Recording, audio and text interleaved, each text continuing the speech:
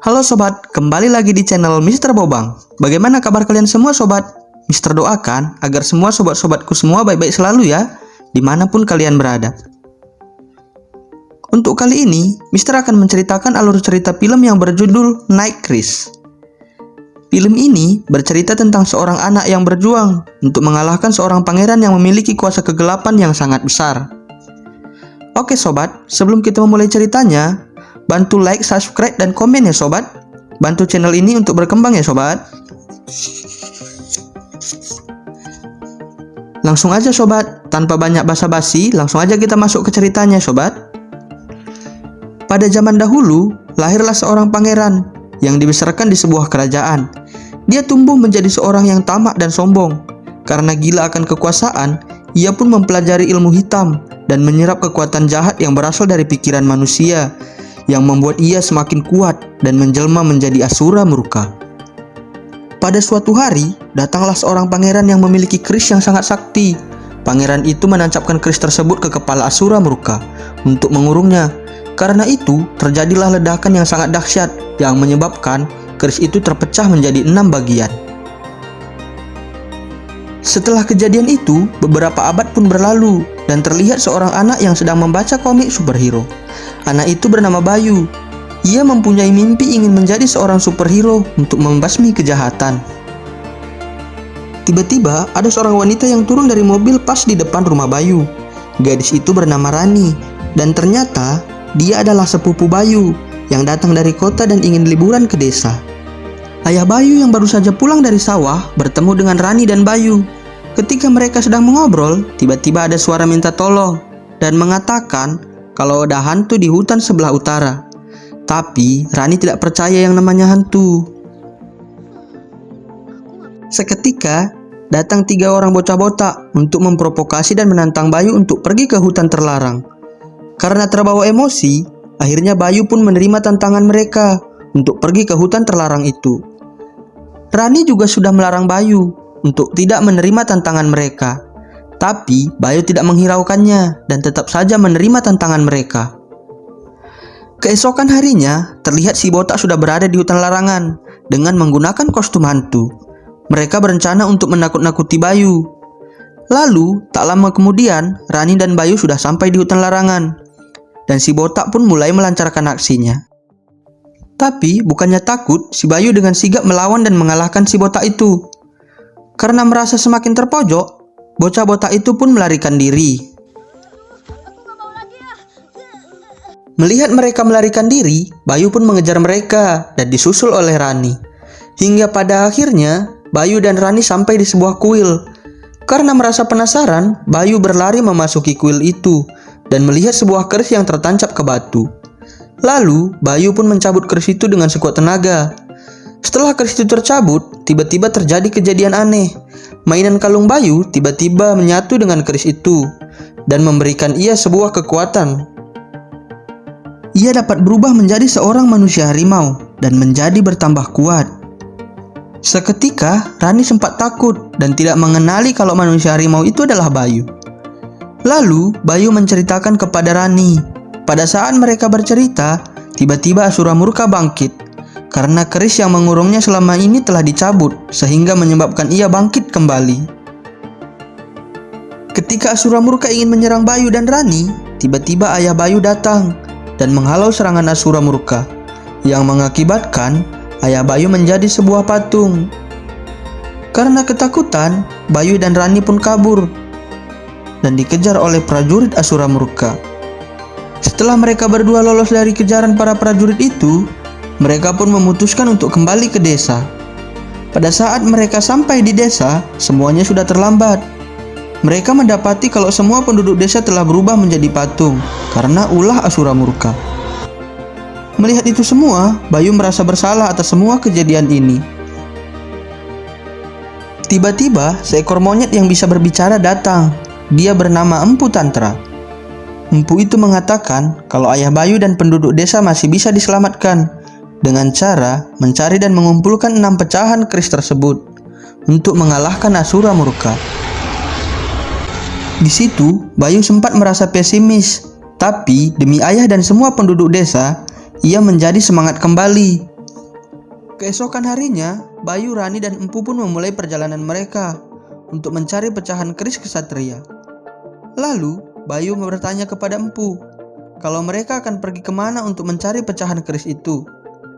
Empu mengatakan kalau dulu keris itu dibuat oleh temannya di sebuah tempat khusus yang disebut Paron. Di sana, kita bisa menemukan petunjuk tentang pencarian kita. Lalu, Empu pun menceritakan tentang keris itu. Di kala itu, Asura yang tidak terhentikan memaksa mereka untuk menggunakan kesempatan terakhir mereka. 6 kesatria terhebat seantero negeri berkumpul untuk menyatukan kekuatan mereka. Kekuatan mereka yang disatukan dimasukkan ke dalam suatu senjata dan terlahirlah keris kesatria. Keris yang ada pada Bayu sekarang ini. Setiap pecahannya memiliki masing-masing kekuatan unik dari setiap kesatria. Dan pada saat itu, tidak ada yang bisa mengalahkan Asura kecuali para kesatria. Di tempat lain, terlihat Asura kembali membangkitkan kerajaannya, yaitu kerajaan Rengka, dan pengikutnya yang bernama Nahwara, yang dulu sempat mengkhianatinya. Lalu, Asura menceritakan seorang anak yang mencabut keris kesatria sehingga membebaskan dirinya. Anak itulah yang telah membawa kabur keris kesatria. Lalu, Asura menyuruh Nahwara mencari dan menangkap anak itu dan membawa keris kesatria kembali kepada Asura agar ia lebih mudah untuk memulihkan kekuatannya kembali. Kemudian, Nahwara dan pengikut Asura lainnya pergi untuk mencari Bayu. Di tempat lain, terlihat Bayu beserta dengan yang lainnya sedang istirahat di pinggir sungai. Di saat Rani dan Empu sedang bercerita tentang petunjuk itu, tiba-tiba Rani merasakan kalau ada yang mengintai mereka.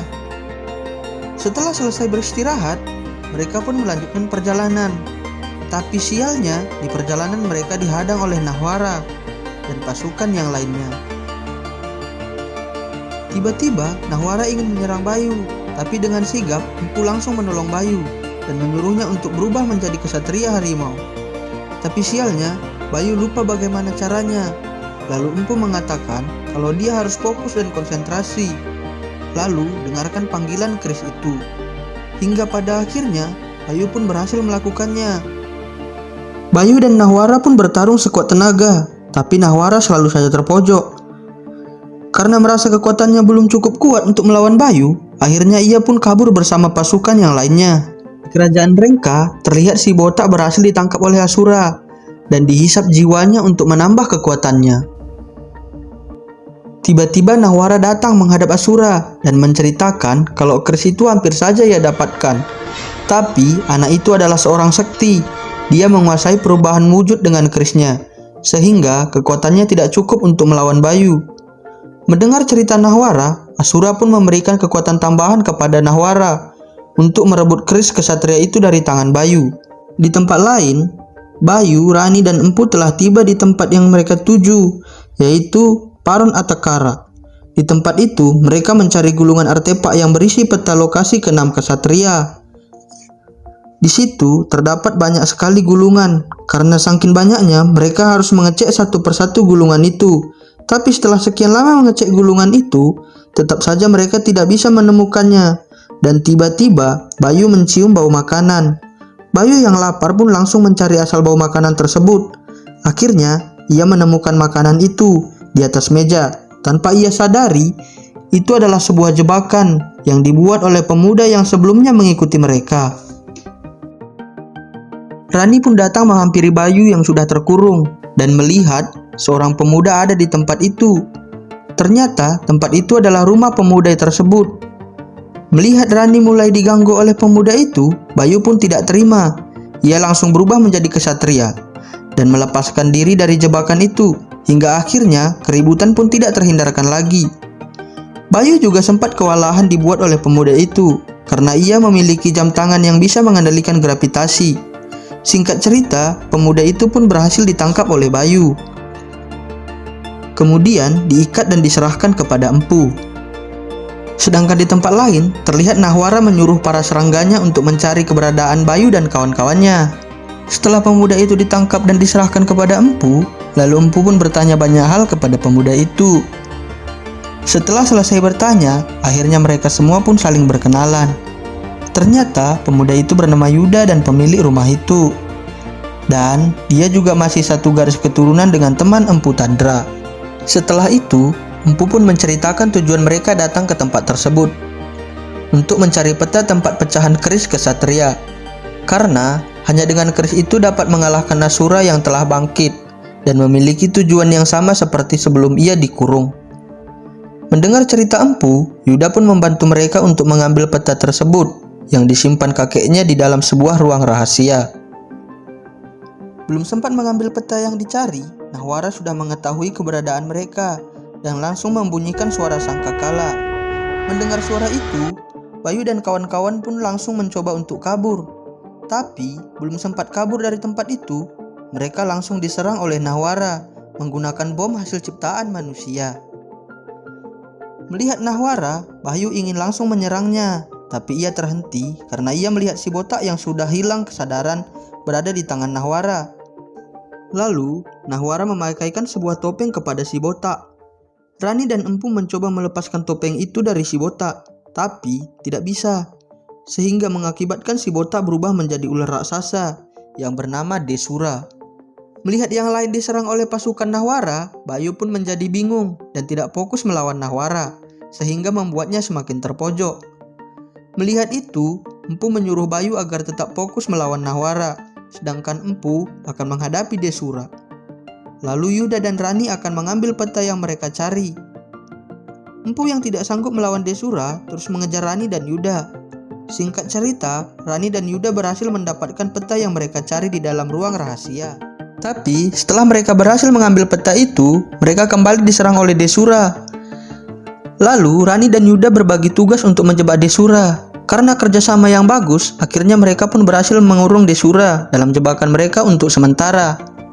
Di tempat lain, terlihat Nahwara menangkap Empu dan menjadikannya tawanan agar Bayu menyerahkan kerisnya kepadanya. Tapi, tiba-tiba Rani dan Yuda datang. Berkat kerjasama mereka, Empu berhasil direbut kembali dari tangan Nahwara. Lalu, Yuda menyuruh Bayu agar segera mengalahkan Nahwara. Sedangkan Yuda sendiri akan melawan Desura yang sudah lepas dari jebakan mereka. Pertarungan yang sengit pun berlangsung cukup lama. Hingga pada akhirnya, Yuda berhasil mengalahkan Desura dengan mencabut batu kristal yang ada di atas kepalanya. Sedangkan Bayu hampir saja dikalahkan oleh Nahwara. Tapi tiba-tiba ia melihat bayangan ksatria datang kepadanya, sehingga membuat ia menjadi lebih kuat dan bisa mengalahkan Nahwara.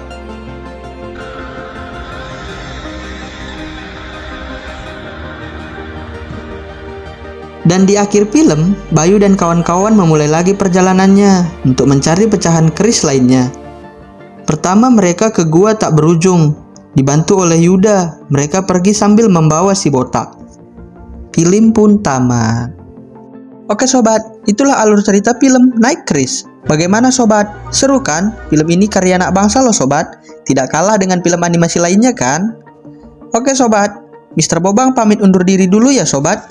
Sampai jumpa lagi di alur cerita film menarik lainnya ya sobat. Terima kasih telah menonton. See you next time sobat.